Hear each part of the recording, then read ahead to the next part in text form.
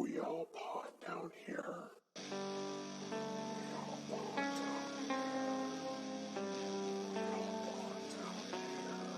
I'm not going to leave you.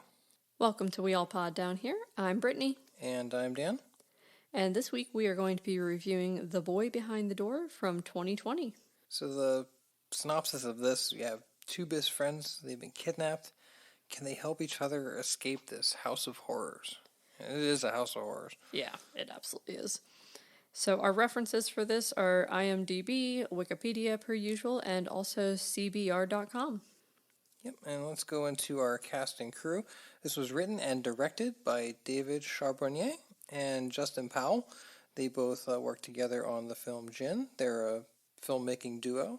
And this was produced by a couple folks. Rick Rosenthal, who had directed Halloween 2 and Halloween Resurrection. Pretty cool. Jim Hart, Brian Scaringe, John Herman, and Ryan Lewis. And onto our cast, we have Bobby, played by Lonnie Chavis. He is known for This Is Us and The Waterman. We have Kevin, played by Ezra Dewey, who was in Criminal Minds and The Gin. We have Ms. Burton, played by Kristen Bauer Van Straten. She was in True Blood and in an episode of Star Trek DS9. It was technically uncredited, but it is her.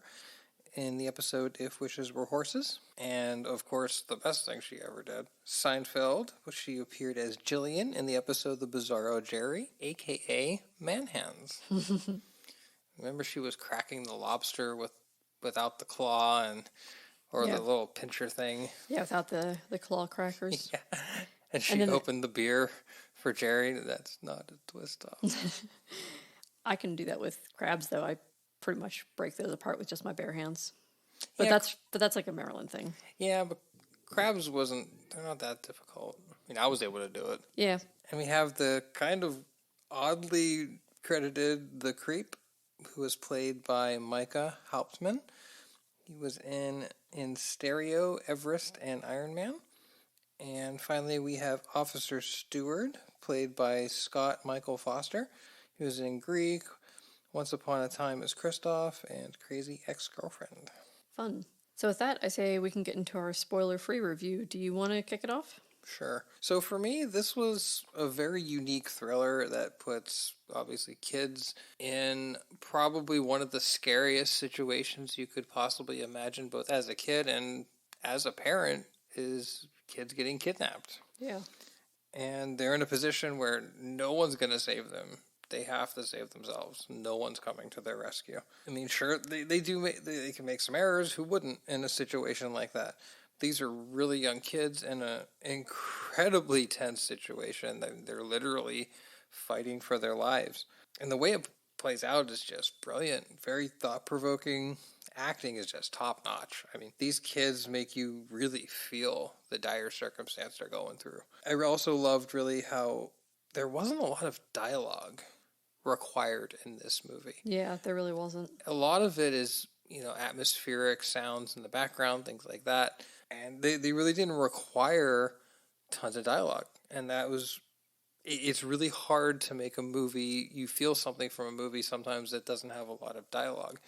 I think, if you've seen Pixar's WALL-E, almost no dialogue, but you really feel that movie. Yeah. For horror, this kind of has like a similar effect. Yeah, it's existential dread all the time. This is a really dark and guttural movie that it's a trip I recommend everybody take. Yeah. What did you think? So for me, Bobby and Kevin, obviously they're best friends. They can't wait to grow up. They talk about moving to California. They promise to be best friends forever. And when they're kidnapped, they really obviously, like you said, they need to work together to try to get out alive. And the whole movie feels just so tense. And even the music, one of the things I loved is if you listen really carefully, you can hear the sound of what sounds like a heartbeat underneath almost all of it. And especially the scenes like where you can hear that like Bobby's like sneaking around trying to get through this house quietly. And you can just hear that like dun dun dun dun of like the heartbeat, and that like if you were in that situation, you'd be terrified, and you'd probably be able to feel and hear your heartbeat. Oh yeah, you would feel the pulsating in your ears. Yeah, so just the fact they had that in there just underneath, like you can almost barely hear it. You have to really listen for it, but it's like, but you can kind of feel it. It makes you feel that dread. One of the many subtleties that really drive this one home. Yeah. And the movie's just shot so brilliantly. Like, it's just, like, beautiful to watch, yet, like, obviously horrifying. Like I said, acting, absolutely top notch. These kids are going places. Both of them were phenomenal. And it just, the whole thing gets you sucked in from the very first moment. I mean, the movie starts out basically on an 11, and it barely goes down the whole time. It starts out with right after the kidnapping, and then we jump back to see what happened beforehand, and then back to, the kidnapping. But I also love that there's horror movies playing in the background. The people that kidnapped them, they're watching some like really old classic horror movies, and it's really fun to listen and see if you can figure out which ones they're watching. One of them we knew right off the bat. The other ones took a bit of digging for us to figure out, but it was kind of fun just kind of dig through and be like, nope, got to figure out what this is, got to look at this line and this line. And I spent way too much time figuring out those movies, but But you figured them out, and a lot of them, the context of what's going on in the scene is related, in the movie that they're playing is relatable to the scene it's in. yeah, and we'll talk about that more in our spoiler review. But yeah, overall, loved it. Would happily watch it again, see if there's any little hidden things we missed. Definitely on my recommend list. And with that, do you want to get into our spoiler review? Yeah, I think so. Spoiler alert. So I just want to say that, again, getting to the spoiler piece of it, I love that we start out like right after the kidnapping, so that way it's like just so tense. Like we are right there, and it's already, like I said before, it's already tense. It's already on an 11. And then earlier, just suddenly back to the relaxing, them hanging out. So it really jars you a little bit with that. But I was honestly kind of paranoid watching this, that I thought that there was going to be a twist that Kevin had like tricked Bobby, and that he was actually the one like helping out the bad guys. Boy, that would have been fucked. Yeah, and I was like, I don't want that to happen. I want these kids to just stay friends. For sure. And thankfully they do, but that was like my first paranoia when I watched this. I was like, oh gosh, they're going to have this big twist if it's going to be, Kevin actually was in on it and everything. That would have ruined this movie. I agree it would have, but I was worried about that. Because I could see a movie that was not as well done doing something like that. Yeah, if it was a movie where they have no idea how to end it, yeah, then they would have probably gone down a quote-unquote twist that doesn't work kind of thing. Yeah, and there is kind of a twist to it, though, because... Kind of, yeah, with the revelation that the primary villain is a woman. Yeah. Which a lot of times you might not expect in a scenario like this. You usually expect some grubby-looking weird guy doing shit like this. But it shows that evil doesn't really have a stereotype. Yeah. It can be anybody of any race, creed, religion, aesthetic appearance, whatever. Evil's evil, and it comes in many different wrappings. And I would say that... most of them have Trump bumper stickers? These ones certainly did. Just saying, they did. I would say Kristen Bauer Van Straten was amazing. Oh, yeah, she was wonderful. I just wish she would have, when she was chained up, that she would just broken the pipe in half with her man hands. That would have been great. But yeah, the fact that there was a drum sticker, and then when the kids started the cards playing all this awful, radical, ultra-conservative, right-wing bullshit talk radio stuff. It was very fitting. Yeah, because, you expect these people to be deviant pieces of shit, because most of them are deviant pieces of shit. Fuck you, I don't care. Yeah, and well, she even makes the comment at one point to Bobby that her friends don't like, normally people like him, like that look like him. Yeah, so essentially saying that like, oh no, we only want to rape the white kids, I guess, or whatever they were planning to do. So, why am I not surprised? Because I'm these not. are usually these are the ones who are preaching against gay rights and stuff like that, but they end up trying to solicit somebody in a bathroom, like certain Minnesota senators. Yeah. If you remember that from way back when. It wasn't that far back, is the sad part. There's so many incidents with these people being two-faced hypocrite pieces of garbage. Matt Gaetz. Yeah, fuck you, Matt Gaetz. Fuck you. Yeah. But yeah, it was really intense. It's never let up. Not once. No, the lightest part was just that flashback. And the very beginning. Like, you get like maybe 2 or 3 minutes of the kids talking about their friendship. And then one kid disappears, the other one gets clubbed over the head, and they are in a trunk. Yep. So it moves really fast. Like I said, I love that it had such a sense of dread the whole time. There weren't too many jump scares. I mean, there's like a handful of parts that were a little bit, and there's a decent amount of blood, but I wouldn't call it gory. In the sense that, like, the one bad guy, the quote-unquote the creep, we don't really know what his name is, when he sits up Michael Myers style, like, right into the knife, and, obviously bleeds out there on the floor and dies, that's pretty bloody, but it's just blood. It's not like it's gory in the sense of, like, they're not getting ripped apart. No one's getting chopped up here. The only other real quote unquote gory part I would go into would be when Kevin is trying to pull that thing off the cover off the wall, and it pulls his fingernail off. Rips his fingernail off. Oh Yeah. my god, that scene! Yeah, I was like, ah, it's like fingernails and eyes. Yeah, fingernails and eyes are a thing that I don't like to see. Yeah, Messed up because no, thank you. but I'm not faulting the movie for that. Like it's like one of those things that I don't like to see, but I'm not saying it in the sense of like what. The whole time the kid's pulling on that crate, I'm like, it's screwed in, dude. Don't do it. I know, and then he starts unscrewing, and you're like, God damn it, kid! Why didn't you do this before? But again, there's a few instances where I was a little critical when we were watching it. It's kind of like, no, why would you do that? But again, you have to think perspective. These are like 12-year-old kids. Yeah, probably 11, 12 years old. In this horrifying situation. You're not going to be thinking Most clearly. adults wouldn't be thinking clearly, let alone a 12-year-old kid. And that's why, like, there were points where we were like, double tap. But at the same time, I really feel like that looking back, that part of what the movie was trying to do is have them keep their innocence. Like, even when the creep sits up and, you know, Michael Myers style just Undertakers himself into the knife. Yeah. Yeah, the kid apologizes. Yeah, he says sorry. Like, even when he initially cuts him, he says sorry. Like, he doesn't, you can tell, like, these kids, it kind of, like, helps them maintain their innocence in many ways. I'm glad they didn't violate that. Yeah, and so it's like, at the time, you're like, oh, God, double tap. But then it's kind of like, they never turned, these kids never had turned into the monsters that were hunting them, which I love that they did that, like, looking back on it. Yeah, it ended up being a smart decision. Plus, also, I like to think that no one knows exactly what they would do in that scenario unless they've been in that scenario. So if you've never been in that scenario, you don't know, would you kill these people? Would you just try to escape? Would you just try to, like, you know, maim them enough to be able to get away without them getting after you? So it's hard to say, you know. It's like you'd think you would kill them in the situation because of just how vile they are. But again, in the situation, you don't really know how you're just going to react. Yeah. But I was actually kind of surprised how quickly that first guy, the quote-unquote, the creep guy, dies. Yeah. Because, like, when you look at, like, the commercials and stuff, it doesn't really, it's like the game of cat and mouse and blah, blah, blah. But, or I should say the Seinfeld reference, yada, yada, yada. One of pretty much the only criticisms I think I had, though, was actually along with the guy sitting up really quick and into the knife where there was all that blood and he goes to clean it up. No fucking way could he have cleaned that up that well that quick. With, like, 2 very small dish towels. Like, we've cleaned up plenty of spills with dish towels of that size. Probably going to be able to sop up about 1/20th about the amount of blood that was all over that floor. Oh my gosh, yeah. And cleaned it up to the point that the wife or whatever didn't notice. Yeah, that was a little much, plus the time he took to clean it up. Like, he's just like, they show him scrubbing, and he's just spreading the blood all over the place. I know. And then all of a sudden, it's all gone. It's like some sort of magic trick. It's like, yeah, that was impressive. I mean, what was this, like a magic trick, like Harry Blackstone? I saw Harry Blackstone do that on the Dean Martin show, like Kramer said. Of course, you had to get another Seinfeld reference in. Of course. I'll put that. I'm marking that under willing suspension of disbelief for the movie enjoyment purposes. But like that's pretty much my main criticism of this whole movie was just like that little tiny point that I was like, no way could he have cleaned that up that fast.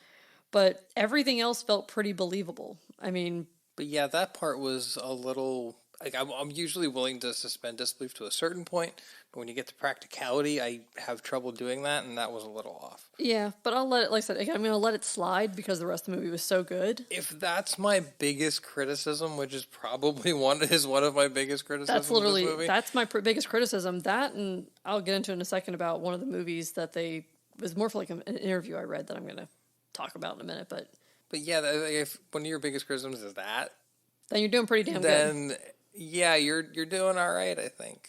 I do like also that the director and writer, they've been friends since they were kids, and they showed pictures of them, like we saw online, as adults and as kids, and they kind of almost look like the two actors. Yeah, and they even say that in the interview. They wrote both, I believe, they've both been like big horror fans like all their lives, so they had a lot of little hidden horror things here and there. As we mentioned earlier about the movies, and I'm going to kind of get into those now, when the movie first starts out, or I guess when he first enters the actual house, second it started playing, I was like, is that Night of the Living Dead? Yeah, it's like, I thought so too, but I wasn't 100% sure, but it damn well sounded like it. Yeah, so then we ended up I think we ended up pausing the movie for me to find the scene within Night of the Living Dead, because obviously it's public domain, so I can just get on YouTube real quick. And yeah, we just looked up some of the dialogue, and it sounded like the movie, but we, again... Confirmed.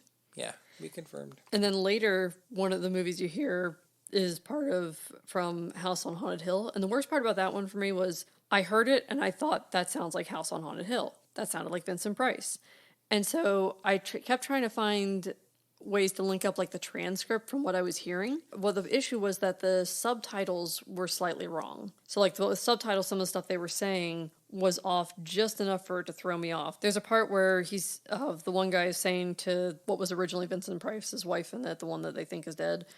And he's saying to her, "It's almost over, darling." But in the subtitles, it says, "It's almost over, Nellie." How do you do? I searched fucking everywhere based on that. I was like, what horror movies had a character named Nellie? What was like? I went through utter hell to find that and figure it out. But the only thing I really found was Nellie the Rapper. That's what kept coming up for me too, and I was like, God damn it, no!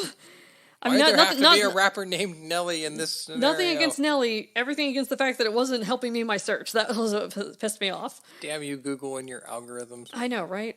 Inconvenient. But the other thing, this is the part that throws me off a lot. Towards the end, right before we figure out that Miss Burton is, again, a woman, in an interview they were talking about this, and they were saying that Bride of Frankenstein was playing, stating that was supposed to be like a hint that the villain was actually a woman. I could not find any evidence of this being Bride of Frankenstein. I know for a fact the movie playing right then is The Brain That Wouldn't Die. And I'm also mad at IMDb because I told them that, and they will not update the trivia because they said that they couldn't verify it. And I was like, fine, I'll resend this with fucking timestamps from both movies telling them that, like, at this timestamp in The Boy Behind the Door, it says this. And at this timestamp in The Brain That Wouldn't Die, it says this. Go listen to it, and you will see. I put in all timestamps for the entire fucking thing, and they're like, we couldn't verify. I'm like, well, then go fuck yourself. Couldn't verify. Pull up the clips, dingbats, and figure it out. And the thing is, theirs even just says Frankenstein is playing, which I was like, no, because in the interview they even said Bride of Frankenstein. So this is all sorts of wrong, and you won't update it. But you verified that? Yeah, they verified that, and I'm like, no, you didn't, because you have the wrong Frankenstein. Yeah, I was like, and I tried to edit that originally, and I was like, that was the thing I was trying to edit. I was like, this is not right, and like, there's nothing out there on the internet that says this. I'm like, where the fuck did they get this from? So that's my faith in IMDb is hit. Yeah, so I'm going to have words with them at some point. We'll figure it out. But alas, I'm wondering, though, if there's maybe like a cut of it that we didn't see. Like maybe if in like a director's cut or something. And the interview was based on the director's cut that had different I don't know. thing in the background. I'm not aware of another version of this. I was going to dig into it at some point to figure it out, because if there is a director's cut that's longer, I'd like to see what got cut out and what deleted scenes there might be. But I don't think there is. Yeah, I'll dig into it at some point. But the point is that IMDb is wrong. Well, not just IMDb. The interview with the actual writers said that Bride of Frankenstein is playing, and I cannot for the fucking life of me find a single line from Bride of Frankenstein. Unless there's certain parts where you're hearing like music and stuff without maybe not as much dialogue, maybe just a brief clip. Maybe. I don't know. But if it's supposed to be this whole clue that it's going to be her, then why would it have... The Brain That Wouldn't Die. Yeah, because it's definitely The Brain That Wouldn't Die. Oh yeah, we verified it. I got the goddamn timestamps. I literally have like a copy. We listened to them back to back. We know. Yeah, I got timestamps. I got a clip thing. I got like a transcript, and that's how I figured it out. And there's like one of the more famous lines from The Brain That Wouldn't Die that you hear is like right as the cop's coming in, he says, "You're nothing but a freak of life and a freak of death." Mm-hmm. But like the very first thing you hear when she's first walking down the stairs, it says, "There's a pattern to all that lives, an order, an arrangement. She has a heart and a brain, and her spirit was in both." And that part is like pretty much the first thing we hear. And again, that is 110% from The Brain That Wouldn't Die. And it sounds like when you first listen to it, I thought also, I was like, that kind of sounds like it'd be from something out of Frankenstein or Bride of Frankenstein. And then I verified it was not. It's The Brain That Wouldn't Die. And I'll get off my high horse about that now. But that's my little ramble for this moment, which again, doesn't take away from the movie because it was found in an interview. So if you didn't read the interview, you would know that. Yeah. Interesting nonetheless. Yes. So other interesting thing is there's a scene, and this is one of the scenes I absolutely fucking love the way it was shot, where she's trying to get through the door and she has the axe, and when she hits the door with it, the camera swings back like with the axe, following the axe. Yeah, that was cool. I fucking loved that. Yeah, and there's a good line there from Child's Play 2. Mm-hmm. Now open the goddamn door. And I keep hearing it in Chucky's voice. Yeah. But yet it's a woman saying it. Mm-hmm. And also, of course, if it's not obvious enough, the hitting the door was obviously The Shining. Of course. If there's ever an axe blasting through a door, at this point, it's an homage to The Shining. But yeah, and apparently that scene there wasn't intended to be an homage to The Shining. Yeah, but just kind of was.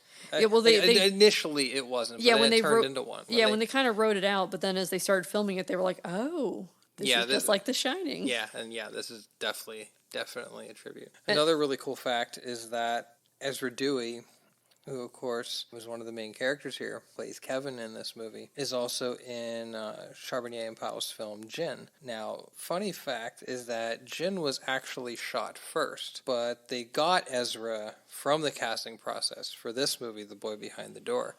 It's just the shooting schedules got all messed up because COVID and stuff like that.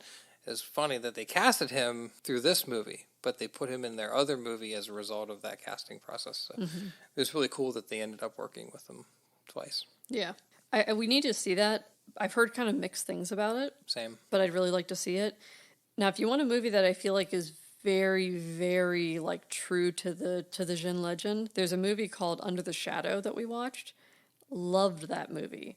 It's actually, I forget if it was filmed in Iran, but it's supposed to be based in Iran.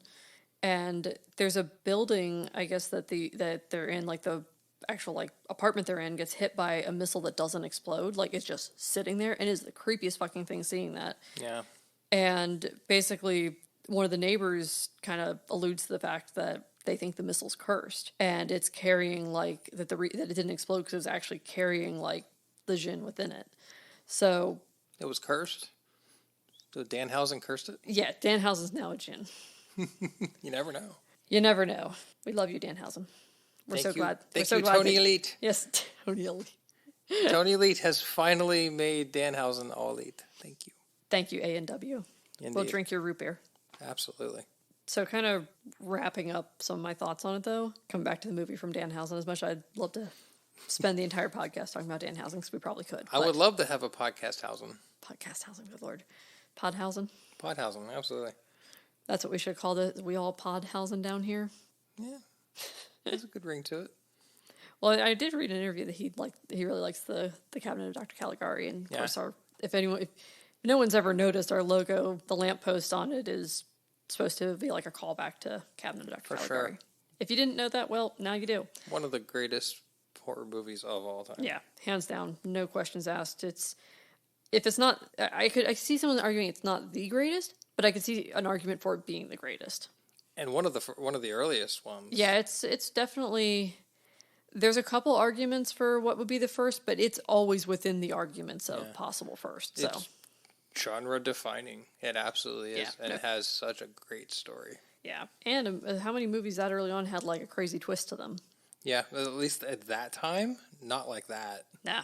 Anyway, back to the actual movie we're reviewing before I can get on my soapbox about why I love Cabinet of Dr. Caligari. So at the end of this movie, it seems like these kids are now like on the beach in California, which after this ordeal, I'm sure their parents just were like, we're going to take you to California and let you chill on a beach for a while. We're going to let you have whatever the hell you want at this point. Yeah, but I kind of feel like, and I don't know if this is going to make sense, this is where I kept trying to like find a good way to word this when I was typing up our notes about this, is I felt like that this whole event kind of forced them to grow up really quickly, but also and I could see it as like, because they had to be forced to grow up really quickly, and then when they said when they grow up they wanted to go to California, that it was kind of like symbolizing them growing up in some ways. Yeah, like some sort of coming of age thing that when they grow up they want to go live in California as friends together and everything. Yeah, but I will say go there.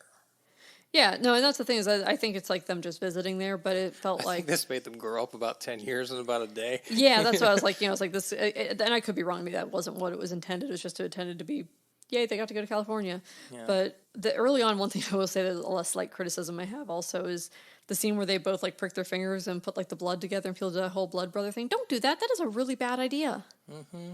There is so many reasons not to do that. Yeah. So just throwing that out there that don't do that. Bad idea. Another really cool little production fact about this is the beginning of the movie, they show like the oil rig and like the oil field and everything. The house that they shot this at was actually a house in Culver City, California that was near oil fields. And this property has been used on a lot of other film, TV productions and stuff like that. But they went through a lot of painstaking work to make that house look different. Like they had to put like wallpaper up, and they had to put it up every day, and it kept falling down and stuff like that. And they went through a lot of trouble, and they really did such a wonderful job, like you mentioned earlier, about the way they shot this movie, which, you know, you could take a similar premise that would be not shot as well as this and fall on its face. So I think the cinematography was so important, and the location they picked out definitely helped that. So you're saying we were lied to? They were in California the whole time? Apparently. Well, fuck. I thought they were in the Midwest. Stupid kids thought they were not in California, and they were. Anyway, with that, do you want to move on to our ratings? Yeah, I think so. Overall, what you gonna give it? I am going to give this a 4 out of 5. I'm not giving it a 5 because it's not perfect. And again, 5 is a lofty standard, but it's a very high 4. This was a brilliant movie. Absolutely brilliant. I've never seen a horror movie about this subject. I'm sure they exist, and if there's any good ones, we'd love to know about them. But from the perspective of kids getting kidnapped by disgusting child human traffickers, and them being able to just be in this horrifying situation and being able to battle their way out of it, and the way that it's the dread and just a horrifying scenario, and all the cards are stacked against them, and they're able to get through it, but not easily. And it was just a great story. It was brilliantly put together, shot as good as you could possibly imagine. I can't think of a lot of movies that were shot better than this. And it's a real It's a real testament to the two gentlemen who made this movie that these guys got talent.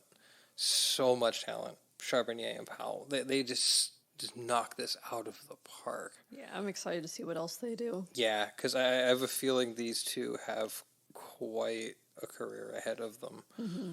And these are young filmmakers, and it's great to see young filmmakers being able to pull off something like this. Yeah. And they just did an amazing job. Acting was great.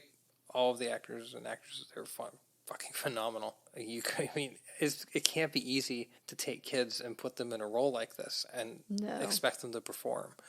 And, you know, they even said these kids were such professionals that, like, you know, between takes and stuff, they're running around playing with each other, acting like kids. But when they're shooting, damn, they turned it on. And this was a real testament to those performers. And great movie. Watch it. Yeah. If I was doing halves, I'd do 4.5, but I'm going to do the 4 as well for Agreed. I would do 4.5 if we could. Yeah. So for like some of the reviews I do online, like some of them allow you to do 4.5 stars, or do like the half stars. So for the ones that let me do the half stars, is a 4.5. For the ones that don't, I'll put it on 4. But like we don't do decimals here. But like you said, I can't really say much else other than just, you know, what you already said, that, you know, it was great. Really, my only like negatives are, again, him cleaning up the mess too quickly, which again, that's a very minor negative. But if I'm really nitpicking here, that one, I have mixed feelings about the ending with Miss Burton being shot and killed, because there's a part of me that kind of wanted her to be alive, like maybe like maimed, but alive enough to basically be caught, have her name, feel like her name was dragged through the mud, and that she would know it, and that she'd have to give up names of the other people that were involved in this. Yeah, because unfortunately these people are probably just going to move on to someone else. But then there's also a part of me that sees it as, I'm like, yay, good, she's dead, but also, shit, she could have given up names. Yeah, I think in the scenario, because she was just about to kill those kids. Oh, yeah. And the cop did obviously the right thing, because he's about to murder these children. He's going to stop them at all costs, and the best way to stop them at all costs is to get a kill shot if you can. Mm-hmm. And they did. But yeah, it would have been nice for that to have happened, but... Again, like I said, it's a mixed kind of thing I have on it. It's not negative, it's not positive. I just kind of kept going back and forth in my head about it. If in reality, that's would be the optimal scenario. That person lives and is, you know, given up names, and all these other pieces of garbage are apprehended and taken to justice and everything. Mm-hmm. Not just her, and then all the other ones just kind of slip into the ether. Well, yeah, because especially you saw they were doing all the stuff with just cash, so it's not like there probably is not much of a paper trail. No, it's not like there's any evidence to other people or anything. But yeah, that would have been optimal. But I'm not going to hold it against it either. Oh no, I'm not holding it against it. I'm just more commentating on it. I think it was it was still very well thought out into a very realistic scenario. Oh, for sure. But yeah, true justice, that is what I would want to see too. Yeah. So for scares, I'm going to give it a 3 because I teetered between a 3 and a 4 because it's not scary in the sense like me watching this, I didn't feel scared as much as like sense of dread. It felt tense. I felt like my heart was beating along with it. So it definitely does that. But at the same time, again, we don't have kids. So, but I worry about like the pets being stolen and stuff. So I guess in that same sense, and I worry for my friends' kids and like my nieces and nephews and stuff. So, but still, it's just, I don't know, like it's one of those things that I can go to sleep at night and not be like, oh God, it's coming for me kind of thing. I think I'll give it a 4 for scare factor. Just the scenario is one of the most horrifying and disgusting things that happens in our society with, human trafficking and especially like child trafficking. My God, what kind of a horrifying wretch of a subhuman can you be to possibly do something like this? Matt Gates. Yeah. Gross. Allegedly. These kinds of people are the lowest of the low. Like, children, in essence, for the most part, like the children are innocent. What kind of sick, depraved thing could possibly do something like this? And there's some fucked up stuff. Like, these kids are like chained up, and there's this like film set with a bedroom and all this stuff. So it makes it look like they're doing child pornography too. They probably are because they're pieces of shit. And like this is like lowest of the low fucked. So I think the reality of the situation is utterly horrifying. And the fact that this happens more than most people think. And they show that this is just, kind of a backwater area. House is very unassuming. Cop shows up. She's very polite. All this stuff. You might not initially think these are the kind of people doing these kinds of things. But those are exactly the kind of people who are doing these kinds of things. They're manipulative. To be fair, that cop was not just buying her story immediately, though, and that's why he wasn't. But again, she put up a hell of a front. Kudos to the cop to figuring out something wasn't right. But this kinds of thing happens everywhere. You can't be too careful. And I think that's what made this really, really frightening to me, is how grounded in reality this is, and how it's a reminder of how fucked up our world can be, and it's really, really sad and demoralizing. Yeah. So just that idea made this a very scary, but even though we don't have kids or anything, I fear for any human being put in this kind of situation because it should never happen, and it's very scary. For sure. So moving on to music / sound design. I'll give it a 4. That's what I was going to do as well. I'd say the music is great, and the inclusion of the film clips are fantastic. I think it puts you in that like classic horror mind frame. Mm-hmm. Again, not a lot of dialogue wasn't needed. The surrounding sound effects added to the tension, and I think the sound was wonderful. And the sound design for again, I can't get over the heartbeat thing where it's just low enough that it makes you feel it. Yeah. And then again, everything sounded very realistic. Like the time when Bobby cuts the quote unquote the creep, then that sounds realistic. Unfortunately, the nail peeling off sounded realistic. I know. I'm sorry. It gives me a chill even thinking about it. I hate that part. I mean, when I say I hate that part, it's not a negative to the movie. No, it's like just I hate looking at that. Exactly. Shit. It's like, oh God, I hate this. But yeah, for me, that's a 4. What about for effects? I'll let you go first on that one. Yeah, I was thinking a 3 because there's not a lot of effects, but it's all, again, anything that's there is practical. Everything felt very realistic. Even the horrible scene I'm not going to talk about felt realistic with the nail. And I keep bringing it up, I'm sorry. But I keep wigging myself out with it. It was well done. Yeah, it was well done. Again, everything looked and felt real. I got no beef with any of it, but also there wasn't a need for like massive effects or anything like that. So I think I'll also probably do a 3, though I was really close to doing a 4 on this because I consider the camera work an effect. Mm-hmm. And the camera work was like a 5. Yeah. I would say, though, that, there wasn't a lot of effects. There were some, for sure. It's not really an effect-driven movie. It's a mood-driven movie. Yeah. But the camera work was phenomenal. The camera work's a 5. But, overall for effects combined with all those factors, yeah, I think a 3 is very fair. Yeah. What do we think for gore? Either a 2 or 3 is what I've been thinking, because there is blood. I mean, she gets shot. I'm thinking the 3 partly because of the nail scene. Yeah. If you're squeamish, that's going to throw you a little bit. But I wouldn't let There's it be little moments something. here and there, but don't let that dissuade you. Yeah, no, I wouldn't let it dissuade you. Just when you see It's a 5 that, second shot and you know it's coming. yeah, when it comes, just avert your eyes and That's what we did. cover your ears for a few minutes, or for like a minute, and you'll be fine. Even like 5 to 10 seconds. That's Yeah. really as long as it gets. Yeah, I'll go with a 2 on gore. It's not gory. There's blood. But in movies like this, when you're dealing with this genre, you should really expect some. Nothing overt other than the fingernail. There's little moments here and there, but yeah, I'd say a 2 for gore. And I think that just about wraps it up. Any additional thoughts you'd like to throw in there? They're coming to get you. They're coming to get you, Barbara. So I think with that, we did it. Yeah. So I guess that's, yeah, anything else you want to say before I close it out? I'd say that, again, give this movie a shot. It's unsettling, the subject matter. I almost feel like this is a movie that almost everybody should see, because this is the kind of movie that actually, I think, could bring some awareness to this kind of problem. And it's a horrible problem. And if more people see this, it's a very realistic feeling. And I think it gives a lot of perspective that a lot of people in the world lack. I will say, though, that when you said that, all I could think of was the idiots who made the movie Chaos. At the beginning point, I know you can't see it, but Dan's rolling his eyes.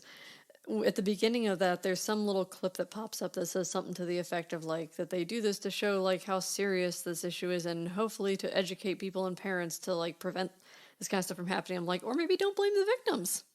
Yeah, how about that? Maybe you could just have, like in this movie where bad things happen to the people who were involved in it, and the kids get out okay. Maybe it's a letter to, Yeah. not be... Don't be victim rapists. shame. Don't be sex traffickers. Don't do bad things. Yeah. How about we focus on that instead of blaming the victims? Yeah. I think we need to focus on eliminating these kinds of horrifying things from society, because they shouldn't be there. Yeah. But on that note... And on a serious tone. Yeah. This was a great flick. Yeah. Check it out. 100%. So thanks for listening to our pretend professional reviewing madness. Until next time, this has been We All Pod Down Here. I'm Brittany. And I'm Dan. Bye. Thank you for listening. Don't forget to rate, review, and subscribe. Our logo was designed by Emmanuel Arroyo. Our website is weallpoddownhere.com. Email us at weallpoddownhere@gmail.com. And you can follow our shenanigans at weallpod on Twitter. And at weallpoddownhere on Instagram and Facebook. And feel free to suggest a movie you want us to review. Or if you just want to suggest something to make me really uncomfortable. Be afraid. Be very afraid.